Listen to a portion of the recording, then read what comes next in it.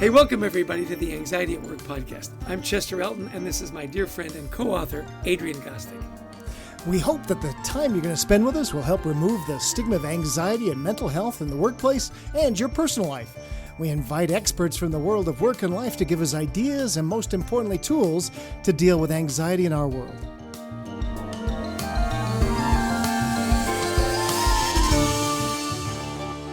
And our guest today is amazing. Let me tell you a little bit about her. Her name is Rhea Chhabra. Rhea is a senior at Scripps Ranch High School in San Diego and plans to study cognitive science this fall in college. Rhea runs her own nonprofit and is the CEO and founder of a virtual reality startup, which named her a 25 most remarkable teen in San Diego. Seriously, how cool is that? She's been showcased on ABC News. She's been a competitive Bollywood and Indian Kathak, I hope I said that right, dancer, Bollywood dancing, so fun, for the last 13 years. She brings awareness to mental health issues, which is why we're talking to her today. In fact, Rhea co-founded RISE, a school club where she strives to eliminate the stigma of mental health and provide a safe space for her classmates to voice their challenges and deal with anxiety. Welcome to the show, Rhea. We are just delighted to have you here today. Thank you so much for having me here. I'm really excited. Well, hey, Rhea, over quarantine, we're really interested to talk with you because, we haven't talked to anybody of your age, so this is really exciting for us, too. So over quarantine, you say you struggled with your own self-love journey, you wrote, and you wish to become better educated in mental health so you could acquire healthy coping mechanisms. So just take us through your personal journey over the last couple of years of understanding your own mental health. Right. Yeah, so around March 2020 is kind of where quarantine happened, right? Schools shut down and everything.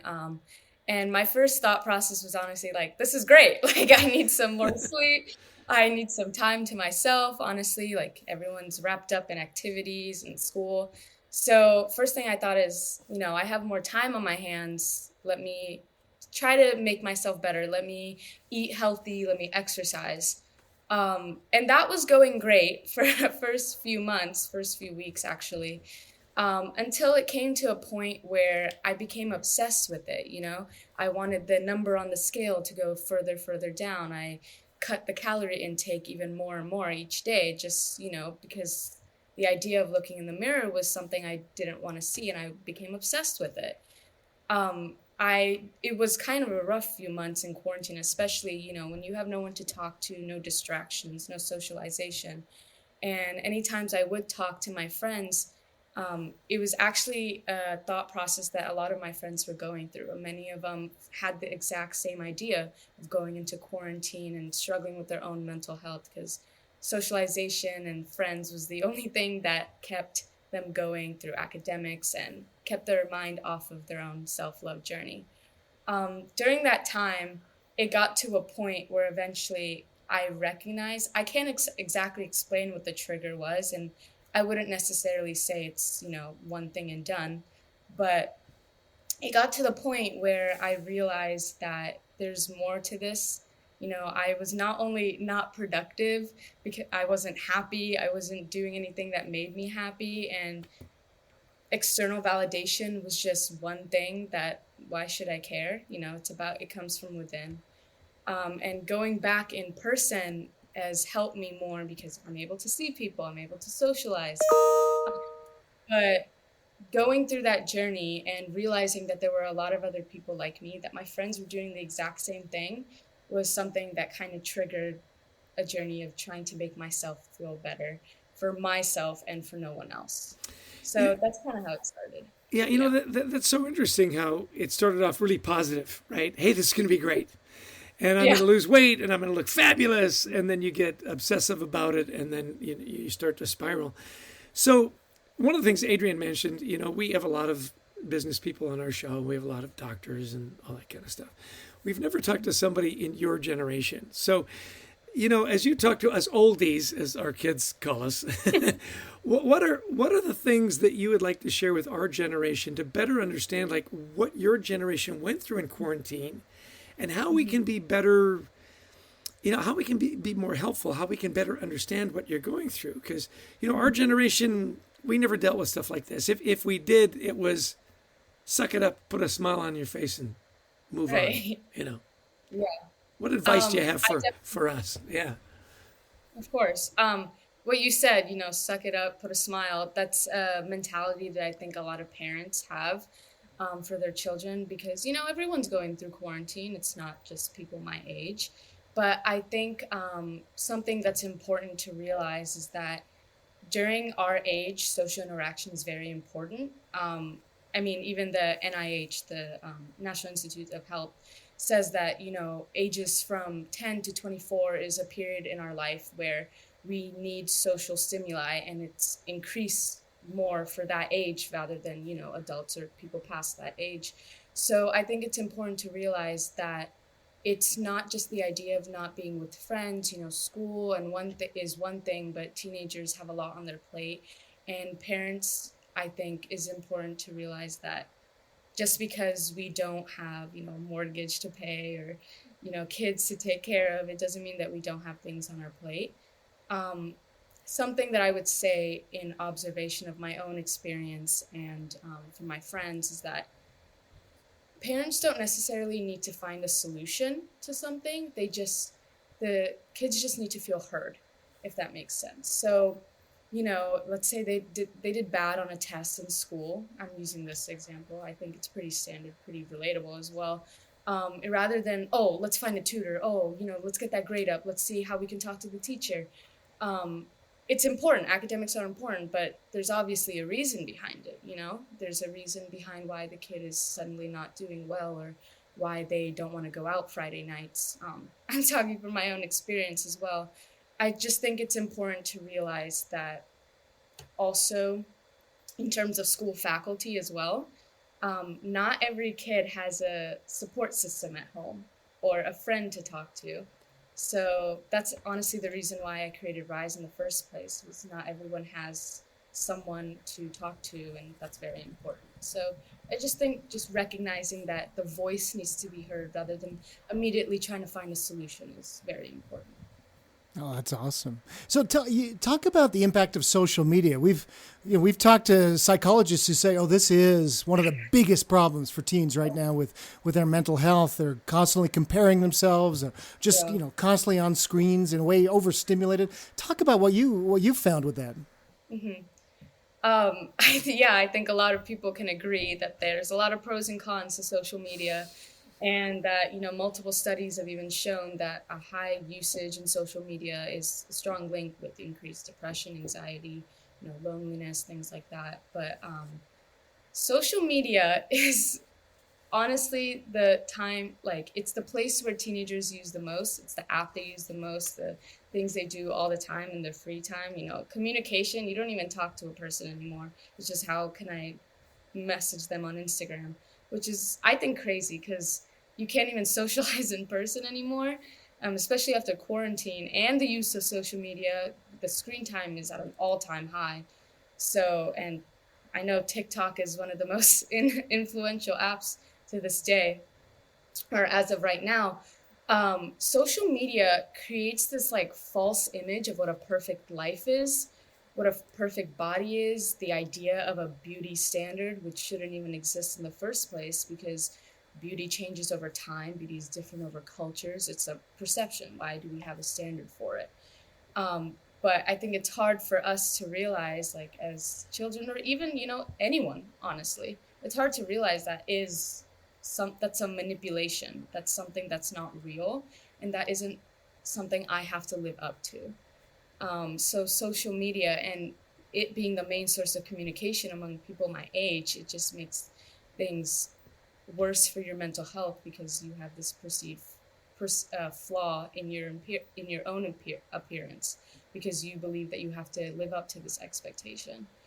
I just think social media has caused a lot of harm for people my age, and honestly, I want to just have a conversation with people without the use of Instagram or Snapchat or anything like that. It's so interesting that you bring that up because I'm sure a lot of people listening to the podcast go, wait a minute, this is a teenager that thinks that social media is bad? I mean, isn't that their category? Isn't that their raison d'etre. Hey, so you've talked about teachers and parents and all that good stuff. What advice do you have for teachers and parents that we can help more? Teenagers and students, you're live and then you go to virtual, and there's a lot of pressure, and we've seen, even in our friends and our kids, they can crack under a lot of that pressure. So what advice would you give teachers and parents as to how we can help take a step back from that crisis mode, that breaking point? I think, like I mentioned before, culture, the idea of mental health is different across cultures. I'm from India, and in Indian culture, there's often the mental health stigma, and the idea of it is very taboo. There's also this immigrant ideology. My parents are immigrants, of course, and I grew up in America. But and they have this idea that education and success is the number one goal because they immigrated and there was nothing else that was really important, because making it in America, or the American dream, was such an important thing. It's so funny you mentioned that, because I've got a friend, I was reading his book, and he grew up in London, Indian descent, and he said, in my family, in the Indian culture, you were either a doctor, a lawyer, or a failure. Those were the three options. So keep going on that cultural divide, because that's really fascinating. Yeah, so, there's a cultural divide between me and my parents. I may be Indian, but I'm just as much American. But they don't think mental health, or I wouldn't say my parents necessarily. I think me and my parents have grown over the past few years together, because, we try and learn from each other. But a lot of Indian parents are not really open to that, or don't understand that there is something beyond, let's become an engineer, let's go for college. Right. And I think academics is the number one goal for a lot of us. So just understanding, like in school as well, that, like I said before, these kids don't necessarily have a support system at home. They don't have a person to talk to, and talking with friends is interesting because you can encourage each other. But the funny thing is, like I mentioned before, when me and my friends were both going through a self-love journey over quarantine, it's funny because we would encourage each other to do better, but we would never do it for ourselves. We would never try and fix ourselves. We would want the other person to be fixed. We're still learning. We're still kids. So it's good to have a person to talk to, but knowing that your parent is there for you, and knowing that they also, I don't want to say drive your life, but they're very influential in that aspect. So teachers just need to understand that and be understanding to the idea of deadlines, assignments. I know academics are very important. It's my number one goal. But there's a lot to do. There's a lot of overwhelming things. There's a lot of school. There's everyone's home life is different. No one knows what anyone is going through. And I just think it's important that the school understands that mental health is a real issue to, take a day off from school and recuperate, and just understand that everyone is different. And I love that idea, Rhea, of we encourage others, but we don't take our own advice, and that's really powerful. How can people learn more about you, Rhea? Where would you point them? Don't say TikTok. Well, don't tell my mom about the social media. I use social media just to be with everyone else. I wish I did it. Don't tell my mom. I think to learn more about me, I have a website, rheachhabra.com. I think it's easy to reach out to me as well on there. My Rise Club as well has a Instagram. Surprise, surprise, but it is the easy way to reach people. It is the best way to reach people my age. SRHS_Rise. It's a place for resources as well. It's try to educate people in mental health and resources for them to reach out for professional help. That's awesome. Good for you. And we know right now that 1 in 3 adolescents ages 13 to 18 are going to experience an anxiety disorder. But as you mentioned, many, whether it's cultures or many of us oldies, we just don't talk about it. So what advice do you have for people your age who may find themselves struggling? Mm-hmm. I think for me as well, I'm talking from my own experience, of course, is that having that one person that you can talk to, and I mean this as a two-way street as well, talking to a friend, that doesn't mean, putting all of your stuff onto another person. But it's a two-way street. You help each other. It's a support system. Having that, and knowing that it's okay to reach out for help. I think that's something that is very important, because for me, it was like, oh, I don't want to go to therapy. I don't need therapy. I don't need any of this. But it doesn't have to be something that's a taboo topic. I mean, a lot of people are in therapy, even if they don't have mental health issues, even if they are not clinically diagnosed or anything. It's okay to reach out for help, and it's okay to speak up to the people that are also around you and that are not treating you in the best way, to know that it's okay, that you must surround yourself with the right people as well. And in terms of people, in terms of school and all that, I think a very simple solution, or not a simple solution, there are no solutions, everyone is different, but something that I do is just take one task at a time. You don't need to take on the entire world at once. It won't be helpful. It won't be productive either. Just, create a to-do list, do a relaxation method every day. Have one thing you're looking forward to that day or that week to help you keep going. Go out on Friday nights. It's okay, because you'll be more productive. Honestly, taking breaks means that you'll be more productive rather than just procrastinating, and you end up spending your time on social media. So, yeah. Yeah, listen, great advice. Talk to us about Rise. You talk about having a support group, and clearly you formed this group to be a support group. So talk about your friends and why you decided to put Rise together. What do you guys do, and what does Rise stand for, and can we buy T-shirts, Right. Stuff like that. Okay. Well, we don't have the money for that, but we're just... No, in the future, I'll definitely be sending you a T-shirt, hopefully. Thank you. Extra large.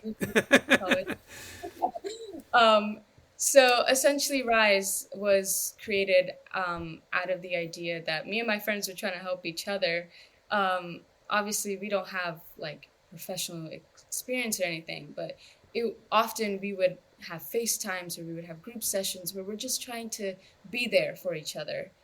That's something very important between me and my friends, that you're not just there for the fun, you're there for the bad times as well.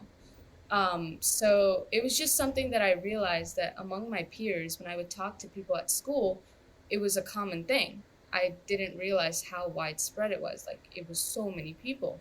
I just thought, like, not everyone's home life is great. I think it would be a great idea to have a safe space for my peers to, talk on campus, try to eliminate the stigma on campus, starting from there. Going to each individual household is difficult, but in a place where we're common.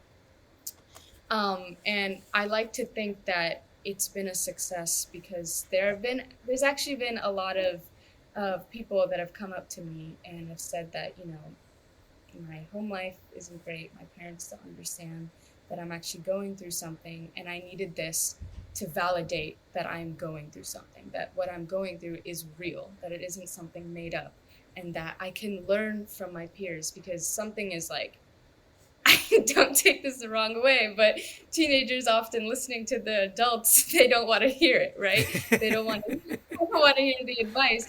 They hear something, oh, you don't get it, right? You don't understand. So hearing it from someone who's your age, I think, is super important. Yeah, And it just I just want to jump in there and just say, as far as Adrian and I are concerned, our children hang on every word we say. I mean, they just so. Oh yeah. Yeah. I love that you validated what we've known for a long time, and that is our kids don't listen to us. But I love the way you've positioned it, because it's a generational divide. It's different, and I love the success you've had with peers that have said, hey, finally I've got somebody to talk to. I was just talking to a friend earlier today with some advice on some stuff, and I said, the reason Alcoholics Anonymous works is because every alcoholic's sponsor is another alcoholic, right? Exactly. So when you're going through the same thing, you have credibility because you're going through the same thing. Thank you for that. I think that was really a great takeaway for me. Of course. Tell us a little bit about your self-help rituals, Rhea. What you do to keep your mental health strong every day. Yeah, I would say that I'm still growing as well. I'm not like, oh, I'm fixed or whatever. But I think that every day I'm trying to learn something new. I'm trying to keep a positive mindset. I've realized mindset is the most important thing. I cannot stress that enough. Surprisingly, my dad used to tell that to me. Don't tell him that. Wait a minute. Advice from your dad that actually was good? Oh, no. Yeah, check No, the box on that. Yeah. It's crazy, but don't tell him, because he'll get a big head about that. But I think mindset's super important. Like I said, I try to keep a mindset that whatever happens, happens. Always put your best foot forward. Never leave any stone unturned. Like, do everything you possibly can, type of thing. But know that at the end of the day, you did it, and you can't change the past. You can't do anything about that. And I honestly like to have one thing I look forward to each day. And that can be something very small. Maybe today I paint my nails, or today I go on a drive. It can be very small. It just has to be something to take me away from the stress. I like to paint as well. I like to go outside, be with actual air instead of stuck in my room all the time. And just eat foods that make me happy, and know that it'll keep me going. Because my number one thing, my issue was always my work ethic. I would go too far.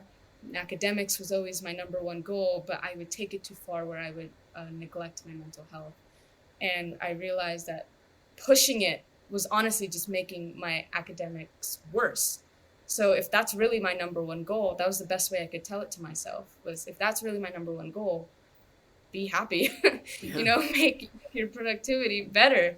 And honestly, a to-do list every day is so helpful. My notes are always open. I just check it off and make sure that I'm getting it through one thing at a time, so I'm not just taking it all in at once. Good for you. Our guest today has been Rhea Chhabra. She's a senior at Scripps Ranch High School in San Diego.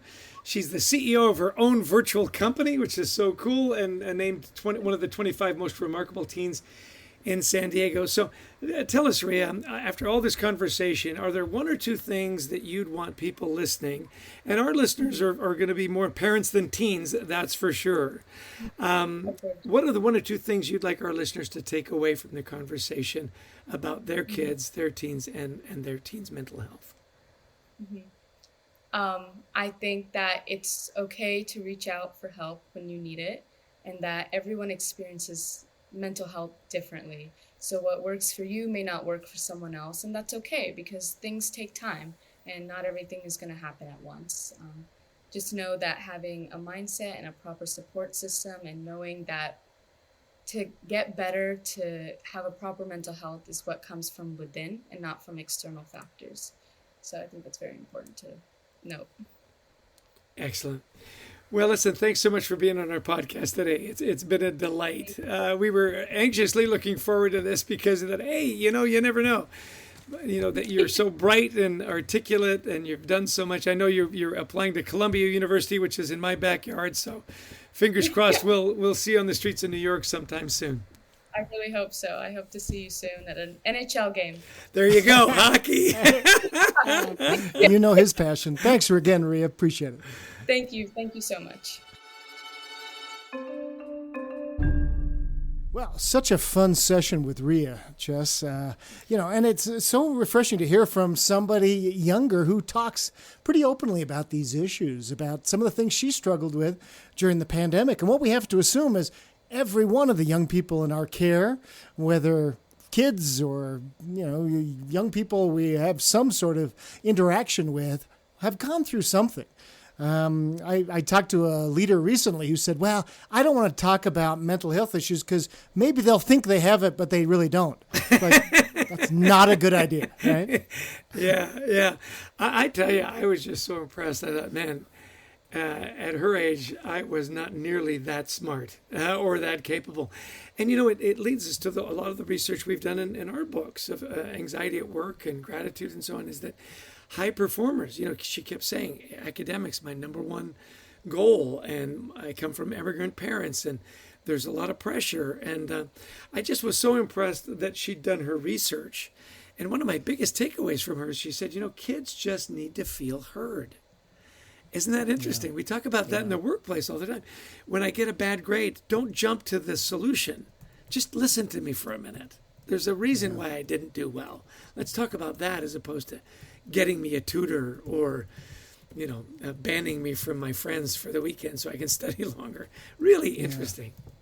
Yeah, exactly. And I was really impressed by what she was talking about with social media, too. I mean, we've heard this, but what really powerful to hear from somebody of her age talking about how it really creates a false image of the perfect life or beauty, et cetera. But she says, kids like me, we don't know how to process it. We don't know it's not real. So I thought that was really a good reminder for us all. And I loved her perspective being from an Indian heritage family. She says, look, my parents are Indian. I'm just as much American, right? And her definition of beauty, she goes, that evolves in different cultures. It looks differently. And so there is no standard of beauty. Don't look at that and say, well, if I don't look like that, I must be ugly. Just so perceptive. I love this. She says, the social media, this false image of a false life. Yeah. Really profound.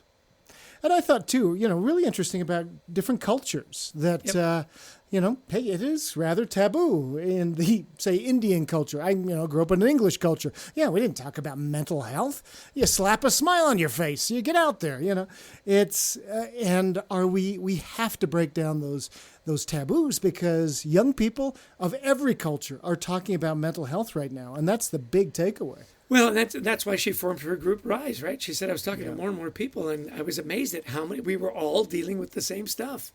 Yeah. So let's get together and let's talk it through. Well, just delightful to get that perspective and affirming. And the education, how many times does it come back to listen to me? It's important my voice is heard. And especially she talked about, look, for teens, socialization is really important. We need to get together. And when we can't get together, we go to crazy places and do all this screen time and everything. Yeah. So, listen to your kids and figure that out. Well, Rhea Chhabra, what a delight. Listen, and special thanks to our producer, Brent Klein. And, he does such a great job of taking out all the muffs along the way and making us sound professional and good. And Christy Lawrence, who helps us find these amazing guests. And, of course, to all of you that listen. We're just so appreciative of your time, aren't we? We really are. So thank you, everybody, for joining us today. We want to thank you, especially if you download. That really helps build our community. And listen to it as you're walking or exercising. So, again, thank you so much for joining us and helping spread the word that anxiety at work is real, but there are solutions out there. You got it. Hey, we drop our podcast every Friday, so we'll see you next Friday. Hope you have a great weekend, unless, of course, you've got other plans. Take care and be well. We'll see you next Friday. Cheers.